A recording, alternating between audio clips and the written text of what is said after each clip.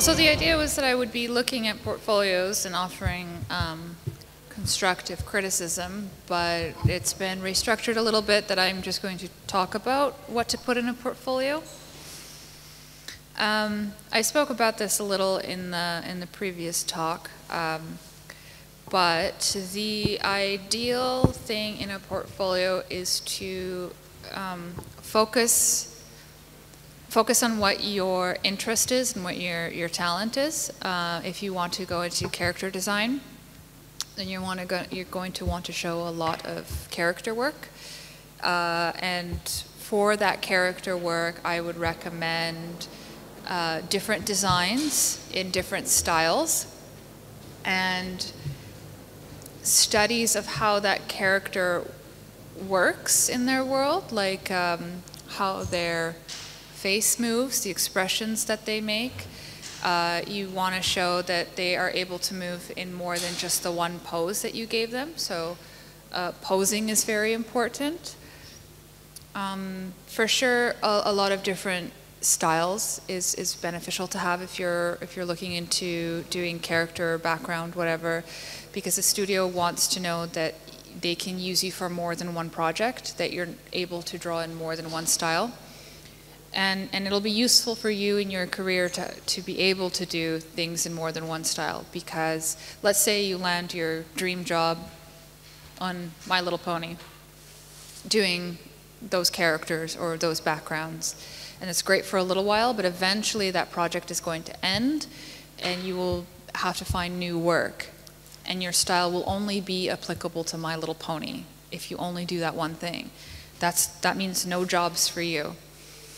So the more kind of a range of work you can do, the more variety you can do, the more likely it is you will be hired to different studios. Background art, do different types of backgrounds, from different sources, different styles. You want to do studies outside on paper, watercolor, gouache, whatever it is. That's definitely very helpful to show that you reference from life and you can kind of reference it well. You also want to do stuff that you've come up with in your own imagination. Same with characters. You want to do a lot of studies of the human form from a life drawing. Very, very, very helpful, and we definitely like to see some life drawing. Focus on hands and feet, because a lot of people tend to leave out hands and feet from their portfolio, and that's one thing that we look for, is how well you can draw those things, because they are A, difficult to draw, and B, they show that you have an understanding that a character is more than just a face. And a lot of people think that. A lot of people think character design, I just have to draw an interesting face and then who cares about the rest? But we're looking at the rest. We're looking at your proportions. We're looking at your silhouettes. We're looking at the way you draw hands, feet, hair, not just here. The character is the whole thing. Drawing them in different views is very helpful. If you're designing them in the front, you might as well design them in the back, because that's a whole nother side that will be in that animation, that will be in that project. And you're not just going to have a character sliding like this across the screen. They're going to be moving. So you need to learn how to design all those sides. And life drawing is very, very helpful for learning the human figure.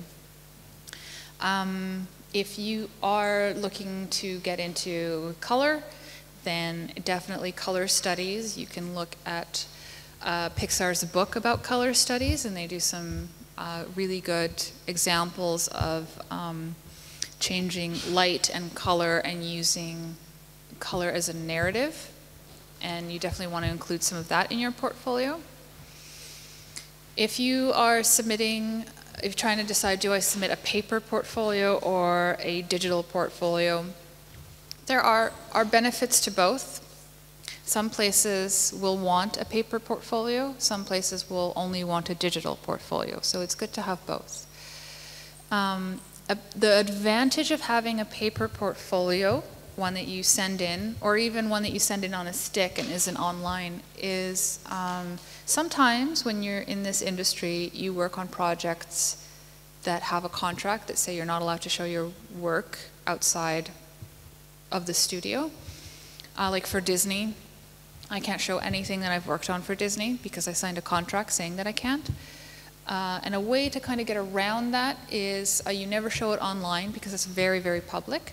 But if you are applying for a job and it's well past that project that you worked on and you have stuff in that project that you think is going to really make you a good candidate for this job, you can put it in your paper portfolio and give it to them because it's not public, it's kind of private. Overall, I recommend having a presence online.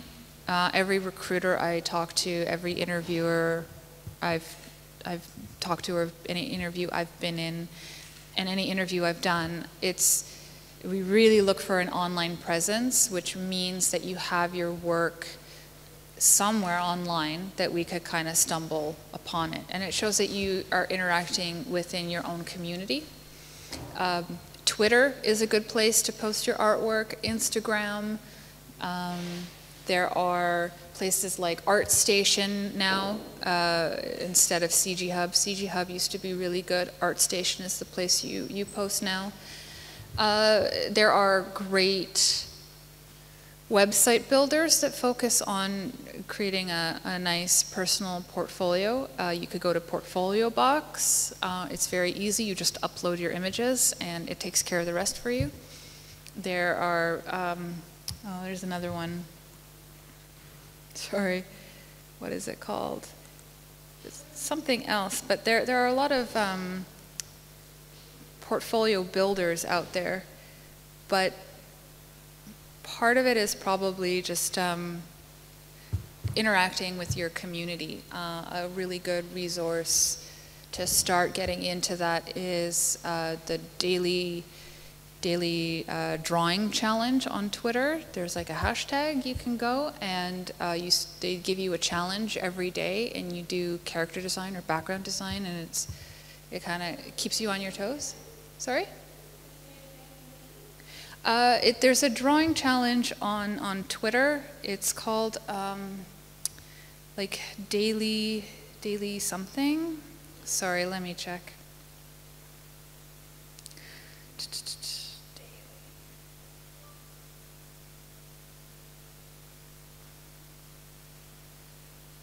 Sorry, there's just silence as I go on Twitter. Oh, I'm sorry, I can't find it, but there is, I'll look for it after and I'll let you know. There is a huge community on Twitter that passes artwork back and forth, it does challenges with one another, and it's a great way to get your work seen because people follow that hashtag, and if you do something interesting on a regular basis, then studios will notice you, recruiters will notice you, and it's really good to interact with the community online, and don't worry about language as a barrier because a lot of people don't speak English or don't speak Japanese or whatever, but they manage to kind of find a way to communicate with those artists, and that's where work comes from, is when you know somebody. It's always like, I'm always emailing a friend and saying, hey, there's an opening at My Little Pony. Do you want this? Do you want that? I got my friend Tanya as a background artist for season 6 because I knew her work. And if there's an opening, we're definitely going to consider somebody that has a recommendation from somebody within our own team. And the fastest way to build those relationships is by interacting with people. And it doesn't matter if they're in LA, and it doesn't matter if they're in Paris. You talk to them, you exchange art and ideas, and they will recommend you for work. And definitely within the animation industry, art industry, you may not be able to stay in one city all your life. Like maybe if you live in LA, you can, but who wants to live in LA all their life? So looking for contacts and looking for opportunities beyond the borders of your city or your country is definitely going to help you very much. And maybe in that case, if there is a country that you're very interested in, Japan, France, picking up the language will be helpful, because they will look for that in your resume, whether you have a basic understanding of their language. A lot of places I was offered work in Germany, and they said that they would give me language lessons, so don't worry about it, because they wanted me to move there, so they didn't even worry about the fact that I didn't speak German. They were going to teach me how to speak German. And a lot of those opportunities to work in Germany or to work in LA, they all came from having my work online. I never sent in, all the jobs that I've received, I've never sent in a portfolio. My portfolio is online.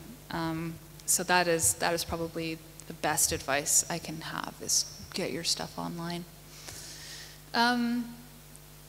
Don't submit everything you've ever drawn ever in your whole life in your portfolio, even on your online portfolio. I can see how you might want to put a whole bunch of stuff, but don't. If you're going to have like a DeviantArt, which I realize catalogs your work, every time you upload it keeps it, so eventually, yes, you might have 3-4 years worth of work. I do recommend having something other than DeviantArt as your professional digital portfolio that you submit to studios, because they don't, first off, they don't really want to look through your DeviantArt. They don't want to scroll through 4 years of your work.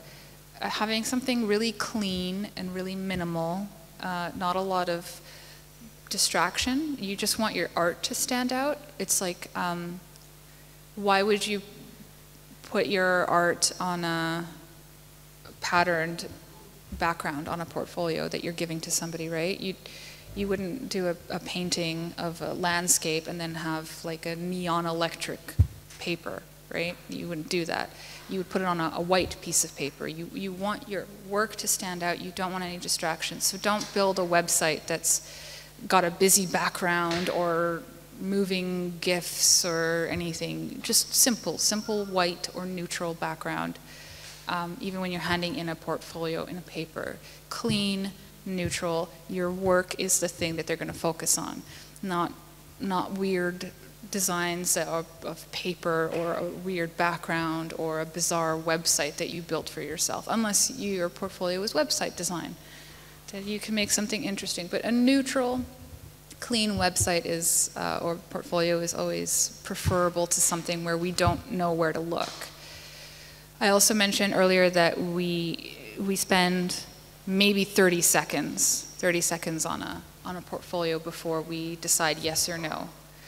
So your strongest work comes first, the stuff that you think is really showcasing the best of your abilities. Another tip for you is sometimes we are not the best critics of our own work. Definitely when I am putting together a portfolio or even drawing something, I get a second opinion from somebody I know who isn't just going to tell me it all looks good because they don't want to hurt my feelings. I go to somebody who I know has a good eye, who will give me their honest opinion, and I know like I'll benefit from their criticism. For a while it was my mom. I would always go to my mom and be like, does this look good? And mom would be like, no, don't put that in. Okay, so which should I put in? Well, I like this one. Why do you like this one? Because this, and this. And then I could think about it. Okay, so is that choice better than my own choice? And you can always make that final call. You don't always have to go by the person who's criticizing you, but it helps you develop a way to look critically at your own work when you have somebody you trust be critical of you. And there is a difference between being critical in a negative way and there's a way to be critical in a positive way. And I hear that in this community, apparently, there is a lot of maybe negative critical feedback that people get for their artwork. And I just want you all to know that there is a difference, and that if you get somebody you trust, whose opinion you think is is good, but also you know they're not going to just tell you what you want to hear, then that's going to make your portfolio a lot better. Because they'll tell you, I know you like this drawing, but I don't think it showcases your abilities as well as this drawing. And then you can really think about what you want to put in.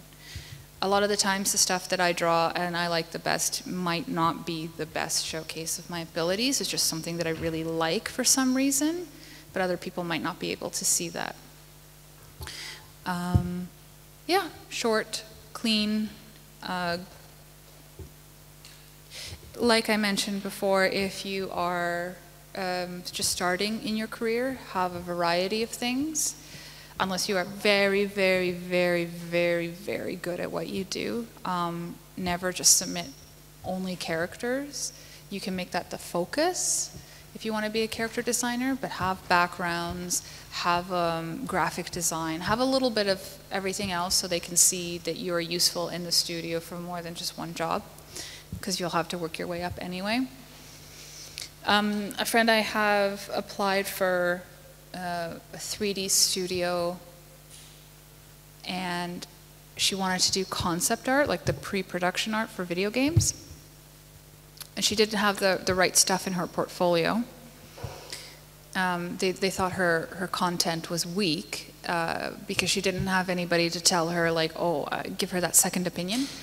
She managed to get a job in a completely different department in that studio, and she kept an eye out on the portfolios of the people who did get the job she wanted. She examined them and looked at what they were submitting and why they might have been accepted.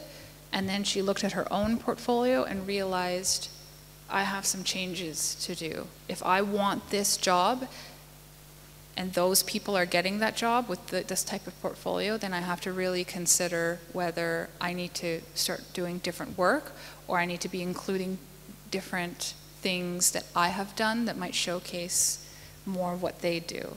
So it's actually very important to see what other people are doing and follow artists who are in the job that you want and see what their work looks like, see what, not just copy their work, but see how they're presenting their work, because clearly they have the job, they know what they're doing, and you can learn from that. And we live in a very public age where portfolios are online.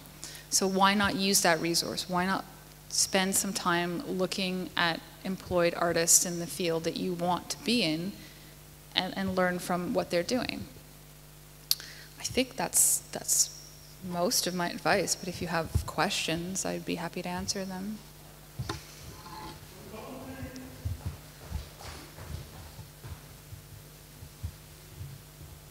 Raz, dwa.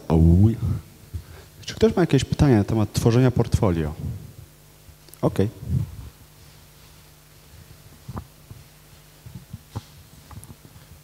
So could you please sum up once more which sites would you suggest to be like most proficient in showcasing your portfolio? For a community, I would really suggest artstation.com. There's a lot of professionals on there. They post jobs. They always have kind of a changing front page where they take work from different artists and show it, so you have a little bit of exposure. It's a very clean, very well managed site. So if you want to go that way, you can do it. If you want to build your own portfolio, you can use portfoliobox.net, and it's a very simple way to upload your stuff and customize it, and it's very clean, very nice looking.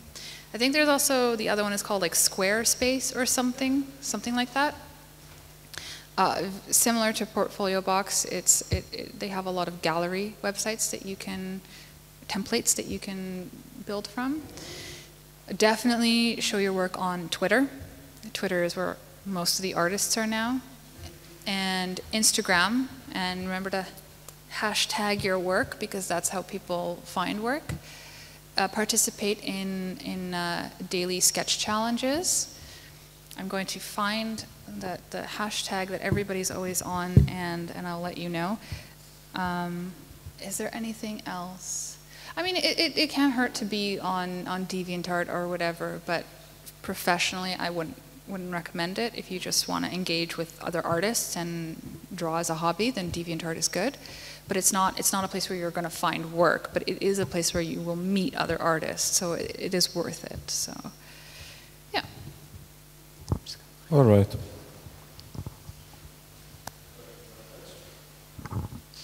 It's Sketch Dailies, so at sketch_dailies. That is they do daily challenges. They retweet everybody's work, so your work will be showcased no matter what you do. Sketch Dailies on Twitter. Okay. And what about Tumblr? Tumblr is a curation website where people collect things that they like.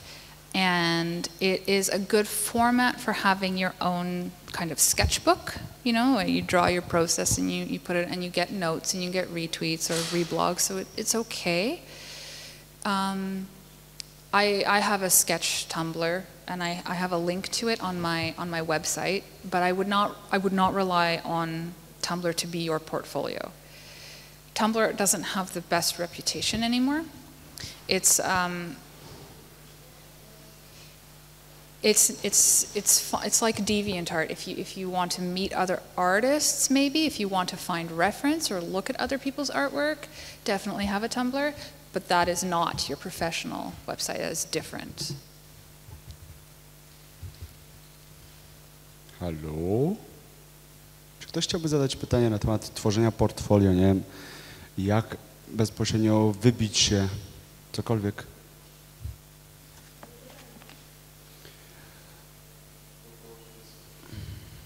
Okay, so when you create your first portfolio, was it good? Was it bad? How people did react to your portfolio? For example, I don't know.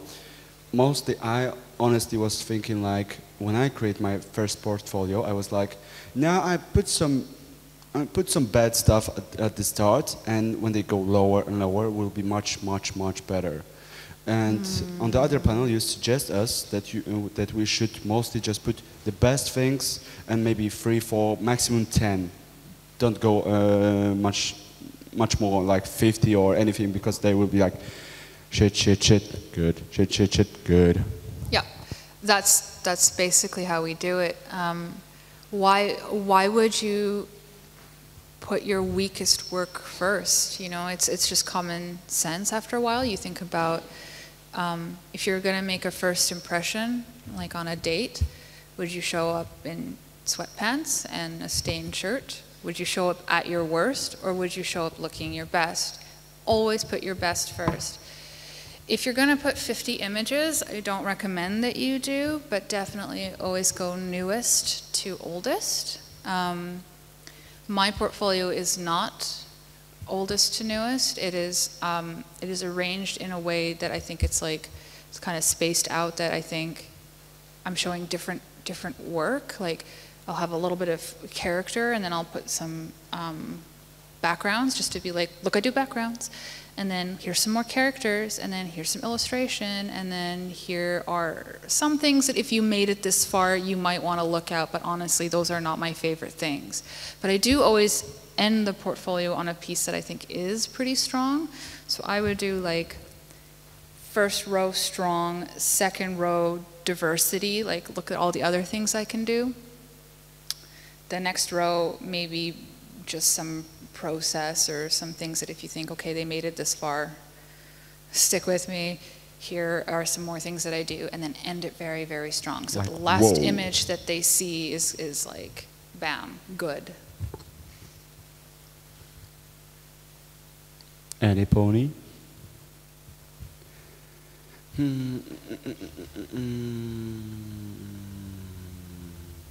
me think. Do you guys have any question? Not about hands and shipping. Okay. Do you suggest doing art directly for portfolio or just drawing your normal stuff and putting it in portfolio? Or well, your portfolio should be full of things that you enjoyed doing. It should be, you should be doing everything for fun.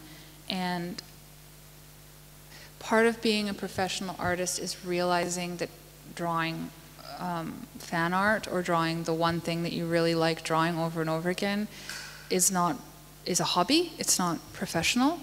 So if you want to make a career out of artwork, you gotta love doing different things. You gotta love studying and moving forward and spending time and realizing that you're never at your best. You can always get better. So it's kind of a question of like, I mean, yes, your portfolio should be full of things that you love to do, but if you're going to be a professional artist, you should love to do the things that you need to put in your portfolio.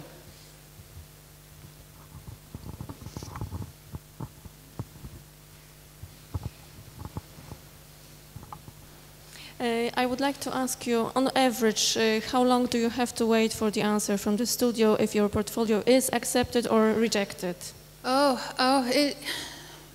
It varies. It depends on HR, the Human Resources Department, the hiring department. They usually collect portfolios and resumes over a period of time. It could be a week, it could be a month. And then they sit down with the art director or director, storyboard person, and we go through a big chunk of them. And it's kind of like that, yes, yes, yes, no, no, no, yes, no, yes, no. Then we have another list, and we go through that list, and it filters down. So I have waited anywhere between a week and like 2 months to hear back, and sometimes you don't hear back, and that's just normal. Sometimes they don't think to get back to you, and it's frustrating, but it's not any kind of reflection on your work or your value in the field. It's just that somebody else is not good at their job. It's not that you're not good, it's that whoever's supposed to be writing the emails sucks and isn't getting back to you, and they should, but it's not because you're so shitty that they don't want to get back to you. It isn't that. But the wait can be a while, and sometimes you apply for a job 1 year and you don't get it, but they remember you and they think, oh, there was this person who submitted a portfolio that wasn't right for that project, but now they're right for this project, and they'll get back to you. It's happened to me that I've applied for a place and then suddenly 2 years later they're like, hey, you submitted a portfolio 2 years ago and we've got this project, are you interested? I'll be like, well, that was a very long wait time. Nobody emailed me back. But yeah, it just depends on the studio, really. I was wondering, did you ever had a problem with art thieves? That somebody stole your art and claim it's mine Yeah. and everything?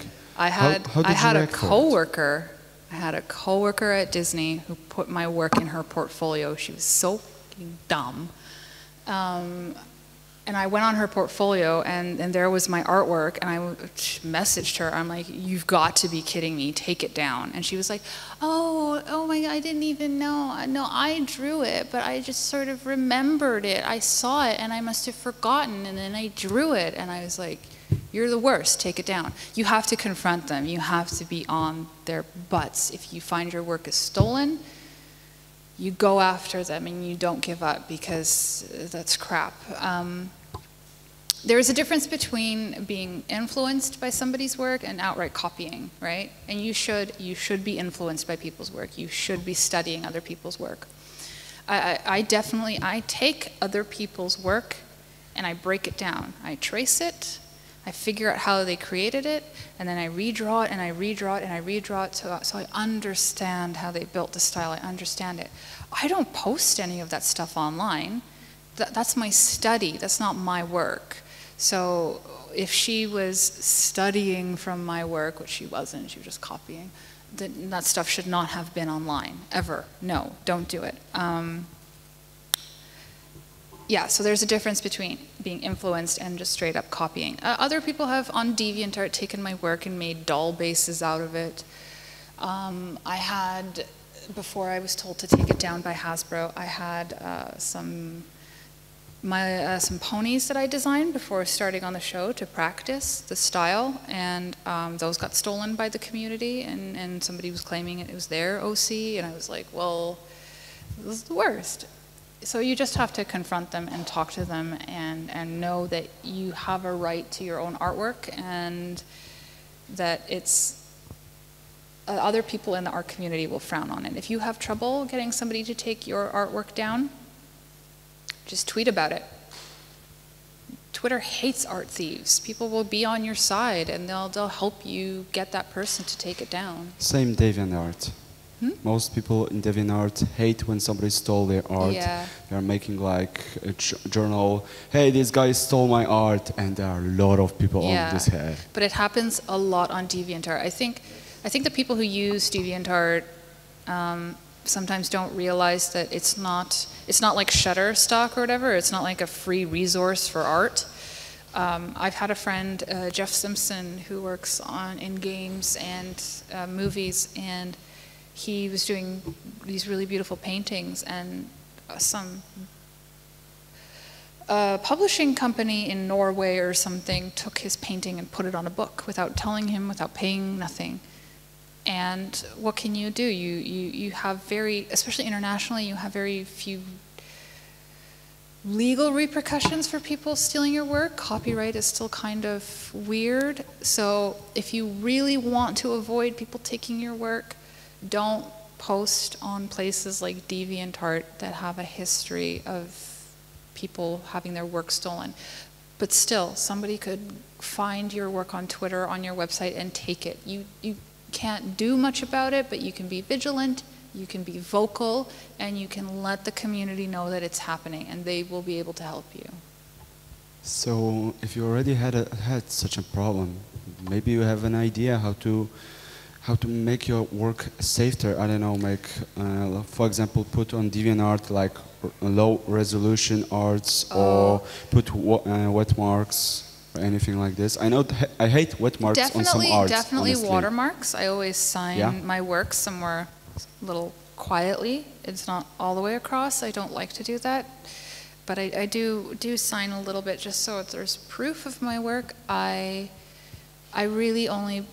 post mostly privately now. I don't even go on Tumblr as much anymore because people have cut off my watermark, and really I use my own website. The copyright information is clear on my website. I try not to post too much to curational websites because they tend to take stuff. But I mean, it's difficult because those are really great venues for meeting people and getting your work out there.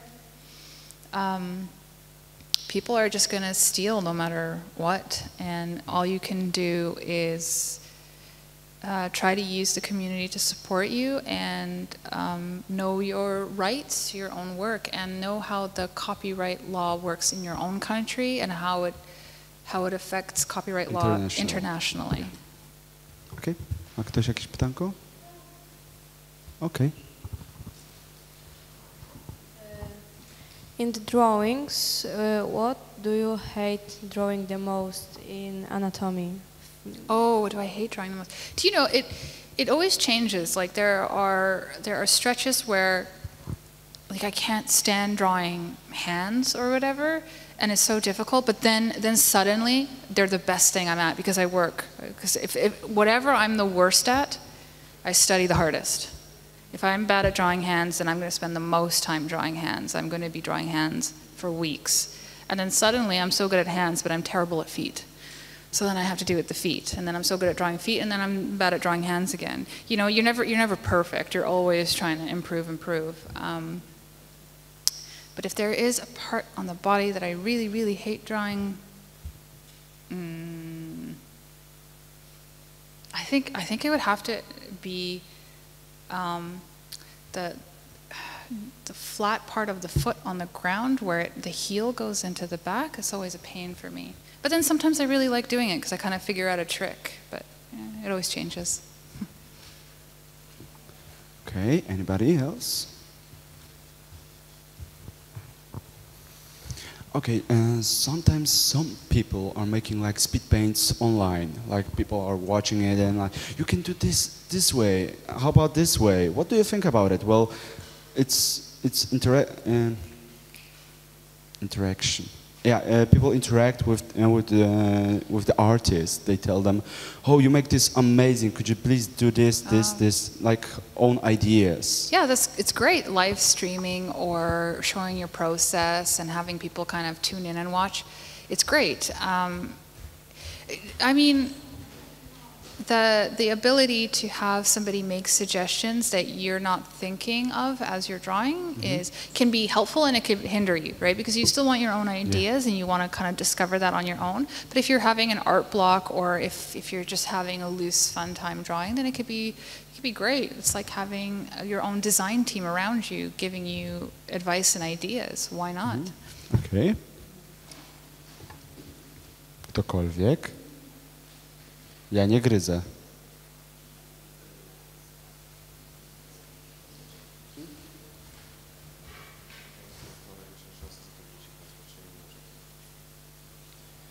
Well, he would like to ask you if there are any, for example, for Brony, like a real fan. Let's say, for example, I don't know if you know Assassin Monkey. You don't know him. Kto? Ruchisu. You don't know him? Well, I met him. Yeah, so you I met know him. What do you think if he had any chance to like work for Hasbro to create ponies and the cereal? What do you think? If there's any chance for a normal random brony who's making an amazing art to join Hasbro? Yeah, if you're talented, it doesn't matter what your fandom is. But don't put fan art in portfolios. When I'm reviewing portfolios for MLP, the last thing I want to see is somebody drawing ponies. I don't want to see it. I want to see everything else you can draw. I want to see your own ideas. I don't want to see fan art of Dragon Ball. I don't want to see, it's not your idea. It's cool that you like it. I do fan art. I draw Sailor Moon all the time. But I don't put Sailor Moon in my portfolio because I didn't design her. It's not my idea. And I can do something cool in my own style. But it's not, when I have the opportunity to showcase my ideas and my designs, why would I put somebody else's artwork in there? You have to be creative. Yeah, you have to be creative. And part of it is you have to be driven enough to create your own characters, and not just your own characters within a fandom. So would he be able to work in the industry? Yes, but I would recommend that he not put ponies in his portfolio. Okay. Yeah. Jakieś pomysły? Ktokolwiek? Chce o coś zapytać? Żadnych shipów, żadnych rąk? Okej, zastanawiam się jeszcze.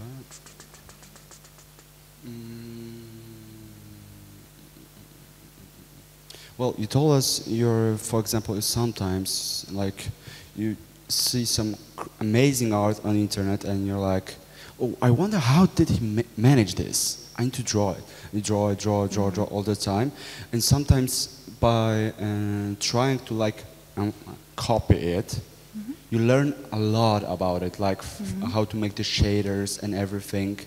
Oh, a good question. What program do you use? I mostly use Photoshop. Photoshop. Yeah. Sometimes I'll use, what is it called, Manga Studio, and sometimes I will use Sketchbook, but mostly, like 90% of the time I use Photoshop. Okay, I know some people, some artists are using Sai. Oh, Sai is beautiful, but I haven't gotten my hands on a copy of it yet.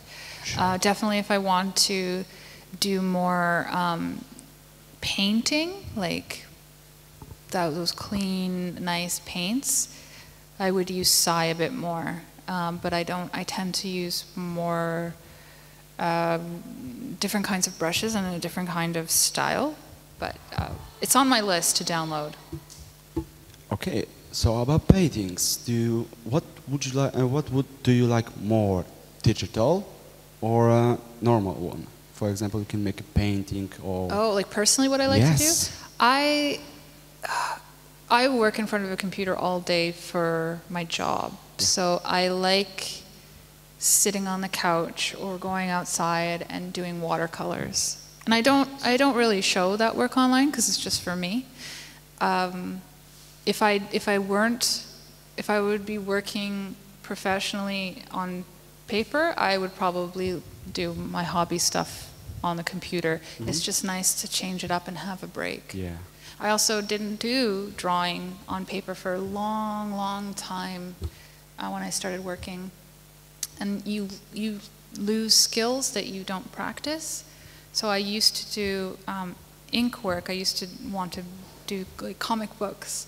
And so I'd have these beautiful inks. They were so clean. And then I didn't do them for a very, very long time. And I picked up an ink brush and it was like I didn't know what I was doing. What happened, yeah? Because I didn't keep up with those skills and I didn't practice. It's like any other skill that you develop. You practice and you have to do it. Okej. Ryuku, czy masz jakieś ciekawe pytanie? Nie masz. Wy ludzie. Ten śpi. Obudził się. He's still sad about Rainbow Dash dad. Oh. We all was thinking that it's her dad. It's the same. It's similar color. It's the main.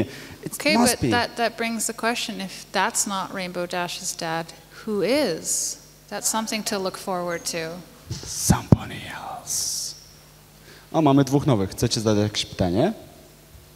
Nie? Okej. I'm thinking.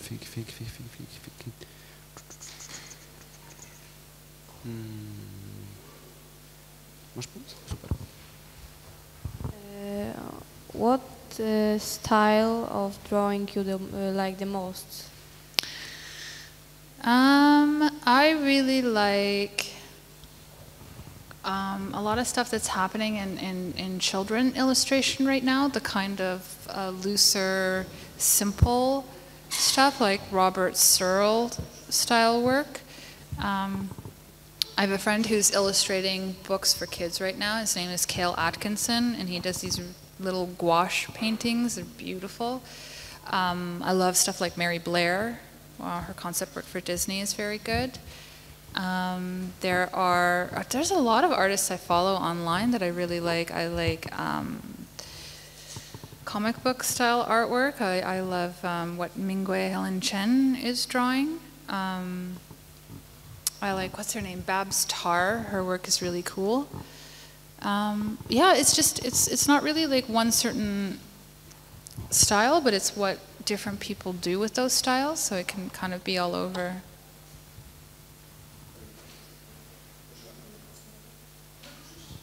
And another question, how many styles you can manage right now? Whatever style you give me, I will find a way to do it. That is my job. Nice. That's also my selling point as an artist. When you're a teenager and you're starting out and you're in DeviantArt or whatever, there's like a big pressure to have your style, right? To have this one unique way to draw that nobody else draws, and that's the way you draw. And that might work for some people, but I found that instead of spending time developing my own style and spending time instead working on being able to mimic styles very well has been the saving grace for my career.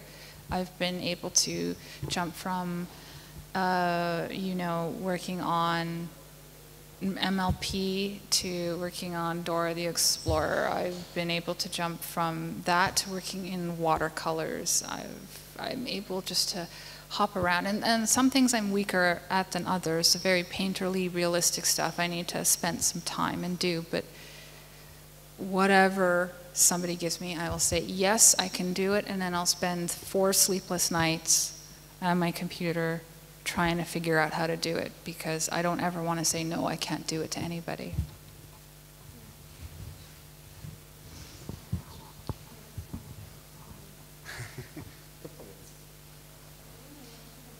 Okej. Czy ktoś chciałby zadać jeszcze jakieś pytanie pani Kory Kosickiej? Tutaj koleżanka myśli, tworzy. She's thinking about it. Anybody?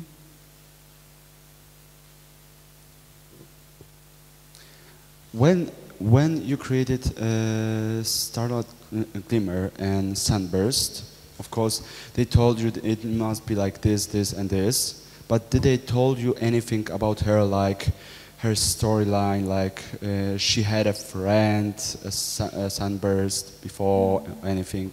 No, I had a very brief description of her, and I had a bit of the script to work off of.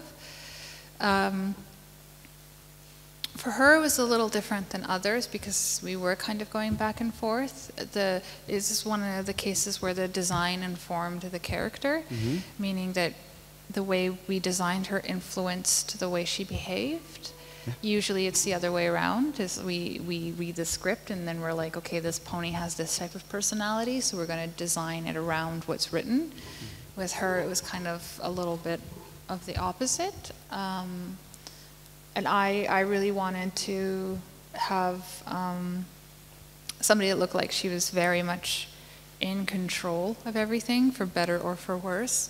So she wouldn't have a mane like Rainbow Dash, or she wouldn't have the softness of Fluttershy. We wanted somebody that was alert and perfectly groomed. And the colors are also a balance with Twilight.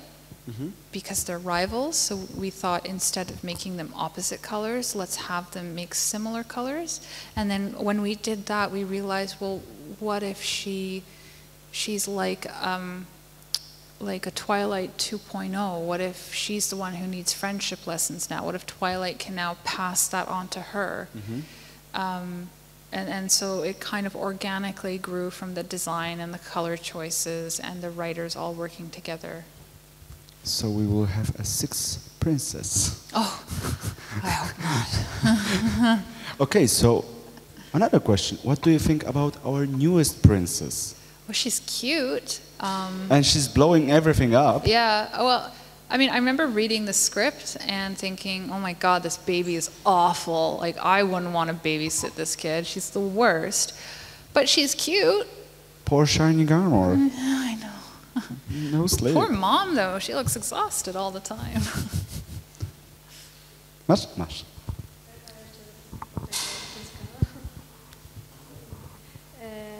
About the baby, why she it's not got baby eyes and the big eyes? Yes. Right. We did a different baby style for the Applejack reunion, or the Apple family reunion, and I did a version of Flurry Heart with the little round eyes that the Cake Twins have, and I did one with the bigger Applejack, and Hasbro and the directors just like the bigger eyed one. So some babies have the little small eyes and some of them have the big eyes. It's Big princess eyes. yeah. But Applejack actually has those eyes first as a baby. Flurry Heart isn't the first. Okay, my next question is, how old were you when you decide to do the job that you're now, that you wanted to be in this job? I decided I wanted to be in this industry when I was 11, and I am very, very old now. That was more than half my life ago. So I got my first job in the industry when I was 20, 21, and I worked my way up.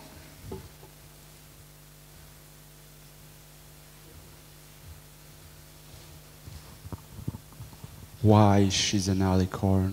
Why the baby? She's an alicorn. I don't know, they just wrote her that way, man. I don't know. It's probably the first alicorn that was born, really. Maybe she has a special purpose. I don't know. spoilers. Yeah, new toys. Of course. Więc czy ktoś chce jeszcze zadać jakieś pytanie pani Korze? Nope. So it's up to you. It's Okay. 12. That's fine. Thank you. Brawo! Thank you.